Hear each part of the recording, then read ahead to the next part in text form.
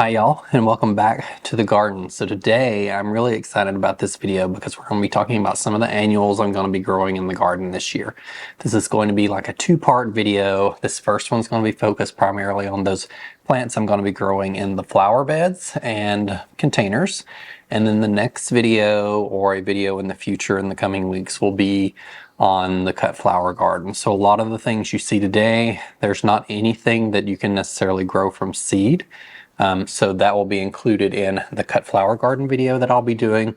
A lot of the plants today are from proven winners because I love their annuals. So if you've been following along for the past couple years, you know I really got kind of started into annuals last year. I had grown annuals in containers for years and years previously, but I hadn't grown a whole lot of them, and I hadn't planted a whole lot of them in the landscape. So I'd kind of restricted myself just to containers. Here in Southwest Ohio, some of our soil conditions can be heavy clay, so it can be kind of difficult to plant annuals in those because annuals need lots of nice soil to bulk up their roots to perform really well in just a season because they're only growing one season. Some of these things that I'll be going over, although they're annuals here in Southwest Ohio, they might be perennials for you in other zones or in the very southernmost part of the United States. Some of these might return. Some of them could potentially return here, and I'll mention what those are. For those of you local, I'm ordering a lot of my annuals this year, and all of these on this list from Stockslagers. I placed the order last fall, and I'll be picking them up or they'll be delivered around Mother's Day. I'm sure I'll be growing more outside of this list, and I'll take you along as those come along and as I find them, but these are the ones that I was primarily interested in selecting for this year. I don't have any particular plans where I'm going to place them. I am probably going to try a lot of these in the landscape this year outside of containers. Let's talk a little bit about proven winners annuals. So sometimes when I do these videos annually, I get the question of, can these be grown from seed? No, these are all tissue culture plants, which means they're cultivated or grown from propagation, and the primary reason for that is vigor. Seed-grown annuals may not be as vigorous in some cases. These have been bred to be very vigorous, and you also don't necessarily get the same genetics when you grow something from seed. There'll be a little variation, so if you plant a line of something or a grouping or something, some might get slightly wider, some may get slightly taller, some may have slightly different shaped blooms. So when you're looking at a consistent design space, you typically want to go for something that's propagated from cuttings like these proven winners annuals. And that is going to result in consistency primarily and foremost. So we'll just get started on the first one. That is Artist Blue Floss Flower, also known as 𝗟𝗶𝗸𝗲. I've never grown this variety, but it is a beautiful blue to purple flower. So horticulturally, you know that a lot of things that claim to be blue are not necessarily true blue. It's kind of hard to find in a garden setting. Floss flower, this specific variety, is one of those. So it kind of leans more purple, but it is called Artist Blue. And it gets roughly 8 to 12 inches tall and 6 to 10 inches wide. And it can be used in both the landscape and in containers. This one I'm probably going to be planting mostly in the landscape next year. So I got, I think, a single flat of these, so a total of 10, and we'll be experimenting where those go. It takes part sun to full sun. Most annuals, because they're only here for a season, do need a good amount of sun to perform. There are some annuals out there that may not need as much, but a lot of these are going to get really good morning sun all the way through lunchtime and into early afternoon, and then they'll be shaded out from the west side for the hot evening sun. The next variety is a Marguerite daisy called Golden Butterfly. This is another one that I have not grown before, but it's really beautiful, and I think it'll make a really nice statement. I really love yellows and purples together, so this one will look really great with the Artist Blue 𝗟𝗶𝗸𝗲, maybe underplanted under this one. It gets roughly 18 inches tall to 3 foot tall and can get 12 to 20 inches wide. So this is actually a pretty big one that you can put in the mid border to the back of your border, depending on your planting conditions. You know, this front bed back here behind me is actually quite large. And so this is going to be really the first opportunity I have designing a garden's bed that can be viewed from all angles, front and behind. At the last house, most everything that I planted had garden beds that were facing a boundary point. So either the side of the wall, around the house, or the side of the fence. So I've not really got to design spaces that you can be viewed from multiple angles, front and back. So it's going to be important to place things on that are shorter on the front and back side and taller things in the middle in this case. So designing from all angles for this flower bed is going to be a fun experiment and learning experience this year. The next one on my list is new to garden centers this year, and it's also obviously new to me, and that is Campfire Marshmallow 𝗟𝗶𝗸𝗲. So there's a couple of these. There's a yellow one, but since I already had the yellow Marguerite Daisy, I decided to go with this white 𝗟𝗟𝗸𝗲 called Campfire Marshmallow. And it has a little yellow center, but it's really beautiful. 8 to 14 inches tall and 16 to 20 inches wide. And so that would be kind of a middle of the border plant as well, maybe right behind an edging plant. But all of these plants also do really well in containers. This would be a really good thriller in your container or a filler, either one of those. And a lot of these plants that I'm going over, including this one, you don't necessarily have to deadhead them. So that's also something that the breeding and propagating annuals tend to have. You don't have to deadhead them to continuously get blooms. They're self-cleaning is what a lot of those things are called. So no extra work for you as the gardener to continue to get blooms out of those. Now, the next two plants, I have a bone to pick with whoever named them because I think the naming convention's a little backwards. So we have Endless Flirtation and Endless Illumination 𝗟𝗶𝗸𝗲, which is a bush violet. Endless Flirtation is a white one. This would be a good kind of ground covery to middle of the border plant. You could even put it up at the very front of your border because it gets 12 to 16 inches tall and 10 to 14 inches wide. Now the problem I have with the naming of these is Endless Flirtation is white and Endless Illumination is purple. And when I think of illumination, I think white. So I will probably be calling this the wrong thing the rest of the season, and y'all will just have to correct me in the comments. But going forward, just remember Flirtation is white, Illumination is like a dark, deep purple. They both stay about the same size, so 12 to 16 inches tall, 10 to 14 inches wide. So the same growing characteristics there because they're in the same family. Deadheading's not necessary, and they are a continuous bloomer for you all season like most of these annuals are. The next one is also new to me, and I think it's a newer one in Proven Winners line of plants, and it's a 𝗟𝗏𝗀 hybrid called Senorita Rosalita, and it is really beautiful, and that's why I picked it. It's a pink flower, and 𝗟𝗏𝗀s can get pretty large, 2 foot tall to 4 foot tall, and spread 18 inches to 2 foot wide. So this is going to be one I'm going to be planting in the landscape behind me here, or in the cut flower space, since it gets pretty large. These have, 𝗟𝗏𝗀s are known for beautiful blooms. Something you should know about 𝗟𝗏𝗀s if you're looking at growing any of them from seed is they do have thorns on them, a lot of them. This variety specifically is not known to have thorns, and it doesn't reseed. So a lot of those seed-grown 𝗟𝗏𝗀s will also reseed in your garden, so you'll have them coming up in various locations around your garden, which is a good thing if you're looking at having a nice pollinator garden. But this one specifically, and a lot of these propagated annuals, do not come back or reseed, which is a good thing if you want to control some of that spread. The next one is one I've grown year after year, even when I really didn't have a whole lot of annuals that I was growing in my garden, and that is Diamond Frost Euphoria. Unless you're living under a rock, you've probably seen Diamond Frost Euphoria.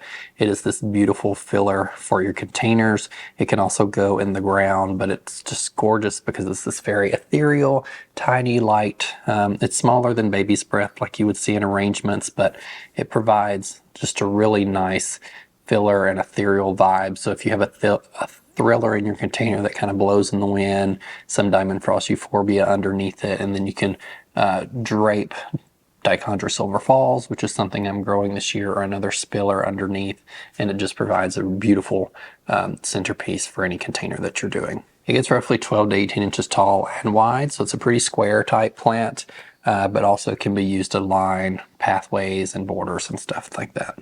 This year, I'm going all in on Truffa Pink Gamfrina. I've grown one of these before as the thriller in a container, and I absolutely loved it. It blooms constantly all season, and it has these most beautiful, delicate pink flowers that look like truffula trees, and that's why they were named after Dr. Seuss there. It gets roughly 2 foot tall and can be up to 2 foot wide. And I'm going to be growing, I think I got a total of 20 of these. So I'm going to be growing a lot of them in the landscape behind me here, kind of in the mid to back border. And I'm going to be planting probably a good amount of them in the cut flower garden, because although the flowers are pretty tiny, they're about this big around, they're really delicate and nice to add into cut flower arrangements. So I'll be dedicating a few feet of a row to some of those plants. An interesting thing about these is they can actually be dried really well. So the flowers, if you cut them, dry them, you can actually use the flowers and they hold their color well in decorative dry arrangements. Now, the next one I'm talking about is classified as an annual, and it's in Proven Winners Annual Collection, and it's often used in containers as an annual and maybe thrown away at the end of the season. But 𝗟𝗶𝗸𝗲, this one specifically is Stratosphere Pink Picotee, is hardy down to zone 6. Now, I've had 𝗟𝗶𝗸𝗲s in my garden before. I don't find that they return super well. Some varieties do, some varieties don't. This is my first time growing this specific one because I've had a hard time finding it locally, but Stockslagers does carry it. And they had it last year. I just never picked it up. So I'm really excited about growing this one in containers this season, and I will probably put some in the landscape to see if it returns. 𝗟𝗶𝗸𝗲 is really nice because it blows in the wind and it really looks like dancing butterflies, and it blooms pretty prolifically all season. So it can be 1 foot to 2 foot tall and 8 to 12 inches wide. So another mid of the border plants for you if you have a short space. So say you have a bed that's 6 foot deep, you would put it in the middle, something taller behind it and something a little shorter in front of it. The next one is Snow Princess Sweet Alysum, or Lobularia. So I've grown this one before. I've never grown it in the ground. So this is one that I'm going to be growing in the ground this year, primarily in landscapes, maybe a couple in containers. But Alysum is really nice as like a ground cover. So it can get up to 10 to 16 inches high, but it can spread 2 to 4 foot wide on, this is what Proven Winner says, in a season. So it's a great filler for an area. And Alysums generally are a little more cold tolerant, so it will perform for you probably even into your first frost. And it will provide just a layer of blooms, a carpet of blooms in any area that you plant it for all season. The next plant is one I'm also excited about growing, and it is a sea cabbage or a senecio called angel wings. So these plants are kind of hard to find in your garden. They are the gray silver foliage. There's a few of them out there. Artemisia is one of them. Dichondra silver falls is a spiller that acts as, you know, that gray silver foliage as well. But this one I think is newer to their collection and it's really beautiful, almost white leaves. And so it's 12 to 18 inches, basically tall and wide, pretty consistent there. And it's hardy down to zone 8. So those of you in Alabama, or Florida can grow this as a perennial in your garden, and it would be a really great contrast if you wanted to perennialize it in your garden for years to come down there. Up here it's an annual for us, so I'll be using it in containers or the landscape. I got one flat of these, and so they'll probably be a mix of containers or landscape. I do not have a whole lot of containers this year. I'm going to work on acquiring some more. I've got a few out front and a couple out back. And you know, at the last house I had these hay racks on the front porch that hung there. I don't have a front porch here with a fence on it, so I'll have to relocate those somewhere else, maybe out back along the fence. So I'll probably be planting more in the landscape this year than I have previously, and less in containers, although I will have some container arrangements for you. The next one is called Superbena Cobalt. Now, if you've watched me last year, you know I got one called Superbena Imperial Blue. That is the same plant. They changed the name of it. It must have changed it within the past 6 months or so. I'm not sure why that happened, but maybe because it leans a little more purple. But it is a really gorgeous Superbena. I love Superbenas. I've grown them for years. They perform really well and they're nice to match with Supertunias. Specific Supertunias, you kind of have to pair them consciously because some Supertunias will run away and take over the Superbena. But Imperial Blue or Cobalt seem to be pretty vigorous this past year and mix nicely with the container plantings that I planted. And just that nice, pure, bright pop of purple in an arrangement or a container is really nice. So I'll be trying these also in the landscape. I've never grown Superbena in the landscape before, but it can get up to 1 foot tall and 18 to 2.5 foot wide. So another one of those that's going to spread out on you, kind of like a Supertunia, but stays kind of short. And verbena are also awesome in cut flower arrangements. So I probably won't be putting any of these in the cut flower garden because I only think I got a flat of them. But I'm still really excited to use them in the landscape, and I can come pick a couple here and there if I wanted to for arrangements. This is another one, as most of them, where you don't have to necessarily deadhead the plant. It will continually bloom from when you plant it in the spring through frost. And actually some of them can be pretty cold tolerant. So I didn't have this specific variety this past year stay over winter because I had to remove some of those things when I moved to the new home. But the one that I had in the concrete container, I can't remember the specific variety of it, but it was still blooming in December and early January before we got really cold. So verbena is pretty cold tolerant and it actually can be a perennial in some zones depending on the variety. A lot of those are seed grown, but down to zone 8, those of you down there are so lucky for a lot of these things because you can plant them once and they'll come back year after year for you. Now, let's get into the things that everyone always loves, and those are petunias. Proven Winners has an excellent line of petunias. They're typically called Supertunias, and I am growing again this year Supertunia Bordeaux. I've grown this one year after year. I stopped growing it a couple years ago, I think maybe 2 years ago, because I was having some issues with the end of the season, but it was because of the way I was placing it. It didn't get enough sun, and it had overhead drip from the ferns that were above it at the last house in the front. And so it would kind of want to get a whitefly infestation by the end of the season. So I stopped growing it and grew more vigorous ones or transitioned to plants that needed a little more shade. But now that I have a lot of sun left, I'm going to be growing this one in containers and in the landscape. Bordeaux is one of my favorites. I love the purple and pink color that it has. I will put a picture on the screen of some hay racks that I planted this in. It's still incredibly vigorous, and if you give it the right conditions, it will blow you away and just provide a cascade of color all season long once it gets going. The next one is a lot of people's favorite, and that is Supertunia Vista bubblegum. Now, I have grown bubblegum a couple times, once in containers. I've never had great success with it in the landscape, but as I mentioned, I could not grow a whole lot of annuals in the landscape at the last home because of the heavy clay soil. And Supertunia is a very vigorous Supertunia. Any of the ones that you see Vista in front of, so Supertunia Vista bubblegum, can literally carpet the ground. And I'll show you a picture from the landscape that I found online on Proven Winners website, where it can just get massive, and it can get up to 2 foot tall and 3 foot wide, a single plant in a season. So I'm going to be strategically placing some of these in the landscape. I may use some of them in containers this year. They can really take over a container if you're not placing them with other appropriate annuals, so be careful with that. But I'm interested to see how they perform in this new ground and soil that I have at this house, and provide just a floor of beautiful color all throughout the planting space behind me here. Now I'm returning and using some begonias this year from Stock Slegers because they performed really well for me last year. I did move at the end of July, but they were really rocking it away, and I'll show you a picture of what those looked like when I left. Actually, I think I have a picture from August or September when I came to visit my old neighbors and took a snapshot of that space in the garden. But I tend to lean towards the just bronze leaf pink and white, and I like to alternate them in a pattern, and they look really gorgeous. There's also green leafed white and green leaf pink and red. I don't tend to choose a whole lot of red blooms, if any, in the garden.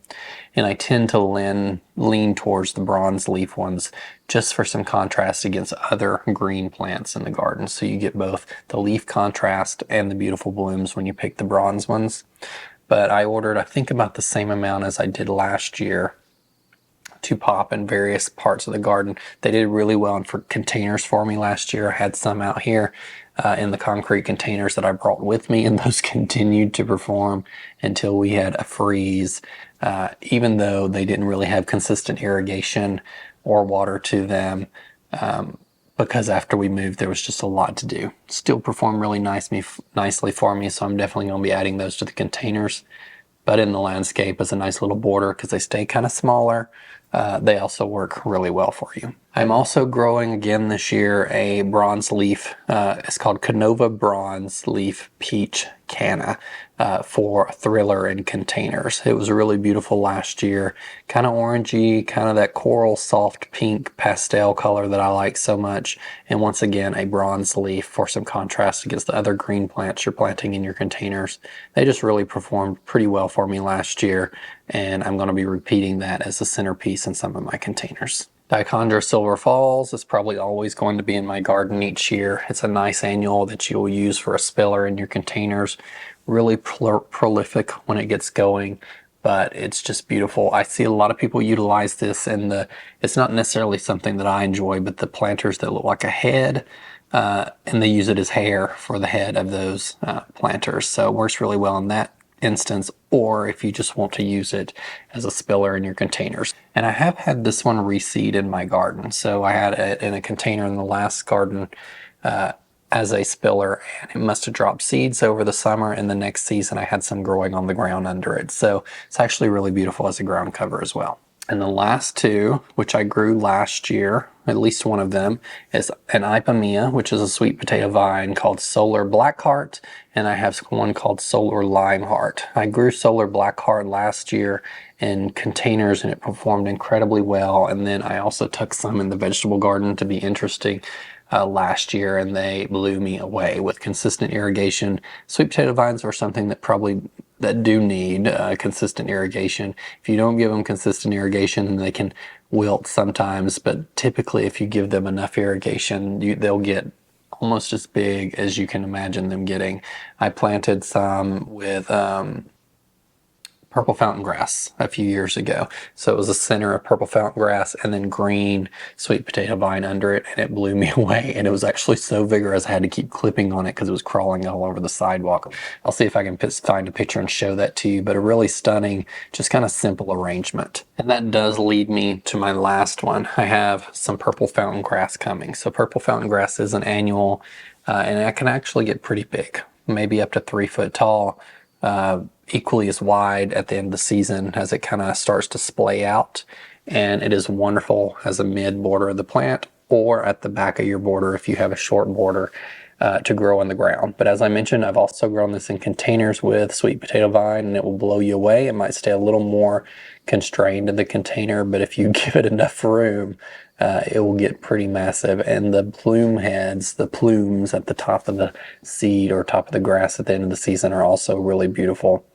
And it can be combined with all sorts of the other annuals that I mentioned to this one to provide a really nice flowy masterpiece. And that's it for most of the things that I'll be growing in annuals. I do a lot of these videos, and there are things I've already ordered typically throughout the year, but this is not necessarily everything I'm going to be growing. I'm sure I'll find stuff out and about when I'm at garden centers that I'll be like, oh, I want to try one of these for next year. And it's always nice to integrate a few things that you've not grown before in your garden so you can see how they perform each year, and you can add them to your garden next year if they do really well, or integrate them into other spaces. And I would recommend you do that with perennials and shrubs as well. Try one or two if they perform really well for you, because not all shrubs and perennials and annuals are made for all places, but if they work really well for you, integrate them more into your garden so you won't have to fuss and find new stuff so much every year. You can repeat some beautiful things that you've done before and it still be lovely from year to year. Thank you guys for joining me today. There's a lot to do in the garden this year, but I'm really excited as we're moving towards warmer weather. It's been a little warmer this winter than typical.